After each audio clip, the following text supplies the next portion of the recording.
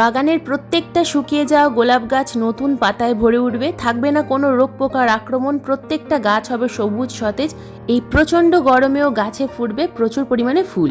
কারণ আজকের ভিডিওতে এমন একটা তরল খাবার দেখাবো যে ম্যাজিক তরল খাবার গাছে প্রয়োগ করার সঙ্গে সঙ্গেই প্রত্যেকটা গোলাপ গাছের পাতা সবুজ চকচক করবে এবং গাছে আসবে অগণিত কুঁড়ি। যদি গোলাপ গাছের পাতা শুকিয়ে গিয়ে থাকে, যদি গাছের ডাল শুকিয়ে গিয়ে থাকে, তাহলে প্রত্যেকটা গাছের নতুন নতুন পাতা আসবে এবং তার সাথে আসবে কুঁড়ি। কারণ এই গরমে আমরা আমাদের বাগানের গোলাপ গাছগুলোকে একেবারেই বাঁচিয়ে রাখতে পারি না।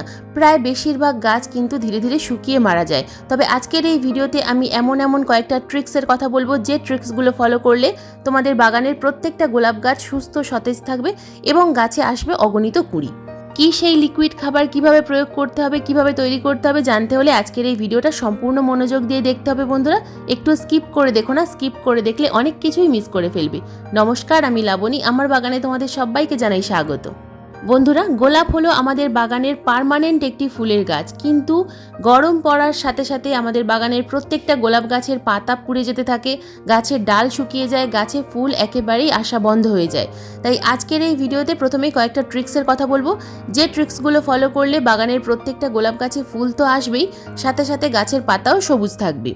পয়েন্ট নাম্বার 1, এই সময় আমরা আমাদের বাগানের গোলাপ গাছগুলোকে কোথায় রাখবো? নিশ্চয়ই এই প্রশ্নটা তোমাদের সবার মনেই আছে।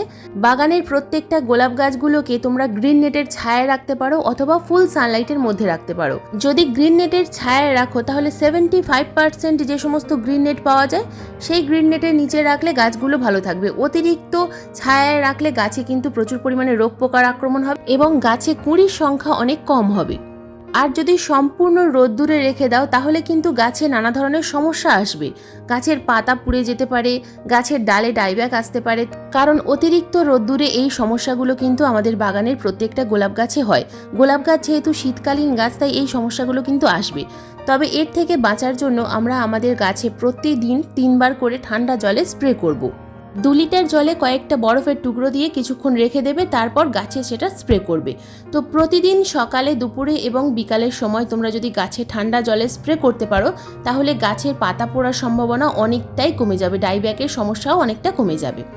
তো এরপর আসি 2 নম্বর পয়েন্ট, আমরা আমাদের বাগানের গোলাপ গাছগুলোতে এই সময় জল কতটা পরিমাণ প্রয়োগ করব। যদি মাটির মিডিয়াতে গাছ থাকে সেক্ষেত্রে প্রয়োজন হলে 2 বার জল প্রয়োগ করতে হবে, সকালে একবার, বিকেলে একবার।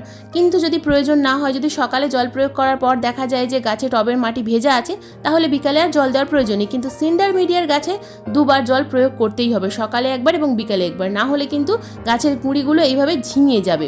তো যদি মনে হয় যে গাছের জলের প্রয়োজন তাহলে আমাদেরকে অবশ্যই জল প্রয়োগ করতে হবে। গ্রীষ্মকালে গাছ যখন ফুল সানলাইটের মধ্যে থাকে তখন কিন্তু আমাদেরকে 2 বার জল প্রয়োগ করতে হবে। কিন্তু যদি গ্রিন নেটের ছায়ায় থাকে তাহলে একবার জল প্রয়োগ করলেই যথেষ্ট, বারে বারে জল প্রয়োগ করার কোনো প্রয়োজন নেই। মাটি ভিজে থাকা অবস্থায় আমরা যদি আবার জল প্রয়োগ করি তাহলে শিকড়ে প্রবলেম হবে। শিকড়ে যদি কোনো রকমভাবে ফাঙ্গাস আক্রমণ হয় গাছের ডালে ডাইব্যাক আসবেই। এই জল দেওয়ার ভুলের কারণেই কিন্তু আমাদের বাগানের বেশিরভাগ গোলাপ গাছ গ্রীষ্মকালে মারা যায়। এবার আসি 3 নম্বর পয়েন্ট। 3 নম্বর পয়েন্ট হলো আমাদের বাগানের গোলাপ গাছগুলোতে যখনই গোলাপ ফুল এইভাবে শুকিয়ে যাবে সঙ্গে সঙ্গে কিন্তু আমাদেরকে ডেড হেডিং করতে হবে। গাছে কখনোই শুকিয়ে যাওয়া গোলাপ ফুল রাখা যাবে না। 5 পাতার ওপর থেকে এবং 3 পাতার নিচ থেকে গাছ ফুলগুলোকে কেটে দিতে হবে। ফুল কেটে দেওয়ার পর সঙ্গে সঙ্গে সেই কাটা জায়গায় ফাঙ্গিসাইডের প্রলেপ অথবা মোম গলিয়ে লাগিয়ে দিতে হবে, যেন কোনো রকমভাবে এই ডাল থেকে ফাঙ্গাস না সম্পূর্ণ গাছে ছড়িয়ে যায়। এবার বলবো 4 নম্বর পয়েন্টের কথা। বন্ধুরা, গোলাপ গাছে এই সময় প্রচুর পরিমাণে কিন্তু রোগ পোকার আক্রমণ হয়। তো রোগ পোকার আক্রমণের মধ্যে প্রথমেই আসে মাকড়ের কথা। মাকড় এবং লেদা পোকা এই দুটো কিন্তু সব থেকে বেশি দেখা যায় গোলাপ গাছে। তাই সবসময় প্রথমের দিকে নিম তেল স্প্রে করবে। যদি নিম তেল প্রয়োগ করে কাজ না হয় সেক্ষেত্রে কাকা পেস্টিসাইড ইউজ করবে। 5 নম্বর পয়েন্ট হলো আমাদের গাছে এই সময় কিন্তু প্রচুর পরিমাণে এলা ডাল বা শাকার ডাল আসবে। মার্চ এপ্রিল মাস গাছের গ্রোথের সময়, আর এই সময় এই যে গ্রাফটিং নোট দেখতে পাচ্ছ, গ্রাফটিং নোটের ওপর থেকে যখনই নতুন নতুন শুট আসবে তখন ঠিক নিচের দিকেও কিন্তু শুট আসবে।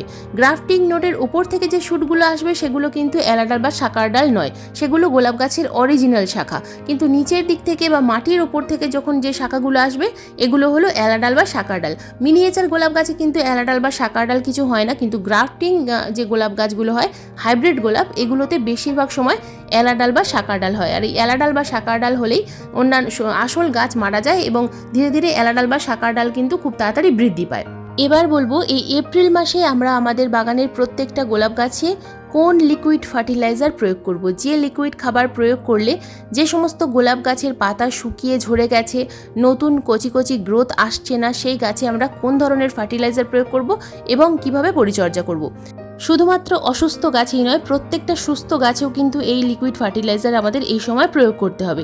তো প্রথমে যে কাজটা করতে হবে, গাছের টবের মাটি ভালোভাবে খুশে ফেলতে হবে। টবের মাটি যেন কোনো রকমভাবে শক্ত হয়ে জমাট বেঁধে না থাকে, গাছে যেন কোনো রকম কোনো আগাছা না থাকে। তো দেখো আমি কিন্তু টবের মাটি ভালোভাবে খুশে নিয়েছি, কোনো রকম কোনো আগাছা নেই। গতকাল আমি এই গাছে জল প্রয়োগ করিনি, কারণ আজকের আমি একটা লিকুইড ফার্টিলাইজার তৈরি করে এই গাছে প্রয়োগ করব।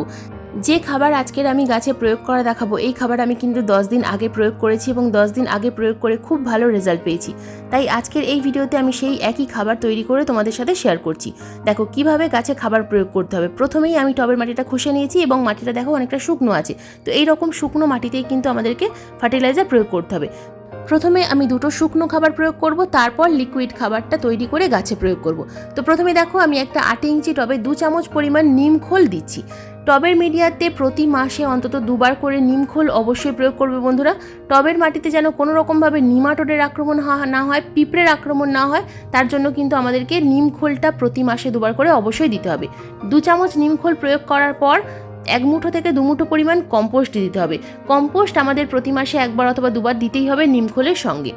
তো নিমখোল এবং কম্পোস্ট প্রয়োগ করার পর আমরা একটা লিকুইড খাবার প্রয়োগ করব। তো এই গাছেই একই সঙ্গেই কিন্তু আমরা লিকুইড খাবারটা প্রয়োগ করব। তো আলাদা আলাদা দিনে দেওয়ার প্রয়োজনেই একই দিনে দিতে হবে। তো এখানে যে লিকুইড খাবারটা তৈরি করার জন্য প্রথম যে উপাদানটা আমি নিয়েছি সেটা হলো অ্যালোভেরা পেস্ট। 2টো অ্যালোভেরার পাতা 100 ml জল দিয়ে আমি খুব ভালোভাবে পেস্ট তৈরি করে নিয়েছি। এবার দেখো এই পেস্টটাকে আমি কিন্তু ছাঁকনির সাহায্যে অন্য একটা বড় পাত্রের মধ্যে ছেঁকে নেব। তো ছেঁকে নেওয়ার অর্থ হলো এটা আমি গাছে স্প্রেও করে দেখাবো।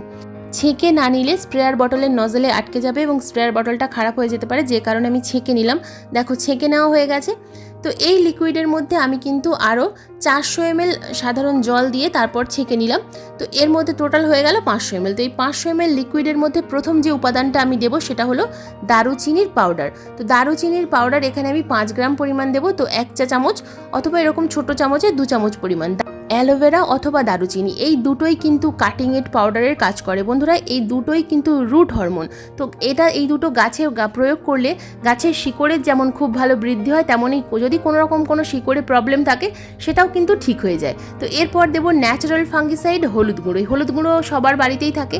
তো এই 3টে উপাদান কিন্তু সম্পূর্ণ ঘরোয়া উপাদান। তো এই 3টে উপাদান মিশিয়েই আজকের আমি একটা লিকুইড তৈরি করছি। তো এখানে আমি 1/2 চা চামচ হলুদ গুঁড়ো দিয়ে দিলাম। তো এর মধ্যে আমি এবার দিয়ে দেবো আরও 1.5 লিটার সাধারণ জল। তো টোটাল হয়ে যাবে আমার 2 লিটার খাবার। তো এই ম্যাজিক তরল খাবার তোমরা একবার গাছে প্রয়োগ করে দেখো, খুব ভালো রেজাল্ট পাবে। তবে একবার প্রয়োগ করলে হবে না বন্ধুরা, এটা মাসে 3 বার প্রয়োগ করতে হবে।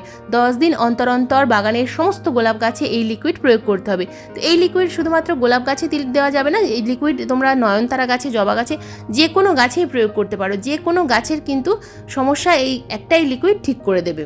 তো দেখো এই 3টে উপাদান খুব ভালোভাবে কিন্তু আমি চামচের সাহায্যে মিশিয়ে নিলাম। এবার গাছে প্রয়োগ করতে হবে। কতটা পরিমাণ করে প্রয়োগ করব দেখিয়ে দেবো। তো আমার যেহেতু আমি 8 ইঞ্চি টবে খাবারটা প্রয়োগ করব, তো 500 ml এই লিকুইড প্রয়োগ করব।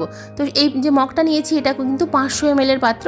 তো এই 500 ml একটা 8 ইঞ্চি টবে প্রয়োগ করব। যদি বড় সাইজের টব হয় অর্থাৎ 10 ইঞ্চি সাইজের টব হয় সেক্ষেত্রে কিন্তু 750 ml লিকুইড প্রয়োগ করতে হবে। অতিরিক্ত খাবার প্রয়োগ করার প্রয়োজন নেই। অতিরিক্ত প্রয়োগ করলে ড্রেনেজ হোল দিয়ে বাইরে বেরিয়ে যাবে। এমনভাবে প্রয়োগ করতে হবে যেন সম্পূর্ণ টবের মিডিয়া ভিজে যায়, কিন্তু ড্রেনেজ হোল দিয়ে বাইরে বেরিয়ে না যায়। তো এইভাবে খাবারটা তোমরা প্রয়োগ করে দেখো 10 দিন অন্তর অন্তর। এই যে গাছগুলো দেখতে পাচ্ছ বন্ধুরা, এই প্রত্যেকটা গাছে কিন্তু ডাইব্যাক এসেছিল এবং প্রত্যেকটা গাছ প্রায় মারা যাচ্ছিল। তো আমি এই লিকুইড প্রয়োগ করেই কিন্তু গাছগুলোকে আবার সুস্থ করে ফেলেছি। তো তোমরা তোমাদের বাগানে যদি কোনো গাছে পাতা শুকিয়ে যায় বা ডাল শুকিয়ে যেতে থাকে, তো প্রথমে সেই শুকিয়ে যাওয়া ডালগুলোকে কেটে ফেলবে, শুকিয়ে যাওয়া পাতাগুলোকে তুলে দূরে কোথাও ফেলে দেবে এবং এই লিকুইডটা তৈরি করে গাছে প্রয়োগ করবে। দুর্দান্ত রেজাল্ট পাবে বন্ধুরা। গাছ একটাও আর মারা যাবে না। প্রত্যেকটা গাছের গ্রোথ যেমন হবে, আর গ্রোথ হলেই তো গাছে ফুলও আসবে। তো এই লিকুইডটা গাছে তোমরা কিন্তু যখন টবের মিডিয়াতে প্রয়োগ করবে সঙ্গে সঙ্গে কিন্তু আবার পাতাতেও স্প্রে করতে পারবে। এই লিকুইডটা স্প্রে করলে গাছের পাতা পরিষ্কার থাকবে, গাছের মধ্যে যদি কোনো রকম কোনো মাকড়ের প্রবলেম থাকে সেগুলোও ঠিক হয়ে যাবে। তাই কীটনাশক বারে বারে প্রয়োগ করার এই গ্রীষ্মকালে প্রয়োজন নেই। মাঝে মধ্যে এই ধরনের লিকুইড ফার্টিলাইজার তৈরি করে গাছে স্প্রেও করতে পারো, আবার গাছের মিডিয়াতেও প্রয়োগ করতে পারো। এই খাবার তোমরা কিন্তু সিন্ডার মিডিয়াতেও প্রয়োগ করতে পারবে, তবে সিন্ডার মিডিয়াতে পরিমাণে একটু কম প্রয়োগ করতে হবে। সিন্ডার মিডিয়াতে 250 ml প্রয়োগ করবে, মাটির মিডিয়াতে 500 ml। প্রচণ্ড গরমে গোলাপ গাছ কিন্তু আর একটাও খারাপ হবে না, প্রত্যেকটা গোলাপ গাছ সুস্থ থাকবে। তবে প্রথম থেকে শেষ পর্যন্ত যে কটা টিপসের কথা বললাম, প্রত্যেকটা টিপস কিন্তু তোমাদেরকে ফলো করতে হবে, তবেই গাছ ভালো থাকবে। শুধুমাত্র খাবার প্রয়োগ করলেই যে গাছ ভালো থাকে তা নয়, সমস্ত টিপস কিন্তু ফলো করতে হয়। তো আজকের এই ভিডিওটা কিন্তু এই পর্যন্তই। আজকের এই ভিডিওটা তোমাদের কেমন লাগলো অবশ্যই কমেন্ট করে জানাবে। যদি কোনো প্রশ্ন থাকে অবশ্যই কমেন্ট বক্সে কমেন্ট করবে, আমি যথাযথ উত্তর দেওয়ার চেষ্টা করব। আজকের এই ভিডিওটা তোমাদের কেমন লাগলো অবশ্যই কমেন্ট করে জানাবে। যদি ভালো লেগে থাকে তো প্লিজ একটা লাইক করো, শেয়ার করো, হাইপ করো। চ্যানেলে নতুন বন্ধু হয়ে থাকলে চ্যানেলটাকে সাবস্ক্রাইব করে পাশের বেল আইকনটা প্রেস করে দিও এরকম নিত্য নতুন বাগান সংক্রান্ত ভিডিও দেখার জন্য। কারণ এরকম নিত্য নতুন বাগান সংক্রান্ত ভিডিও আমি প্রতিদিন ঠিক সন্ধ্যা 6টার সময় আপলোড করি। ভিডিও লাইভ হওয়ার সঙ্গে সঙ্গে তোমাদের মোবাইল স্ক্রিনে অথবা কম্পিউটার স্ক্রিনে ভিডিও নোটিফিকেশন পৌঁছে যাবে। আজকের এই ভিডিওটা সম্পূর্ণ মনোযোগ দিয়ে দেখার জন্য তোমাদের সবাইকে জানাই অসংখ্য অসংখ্য ধন্যবাদ।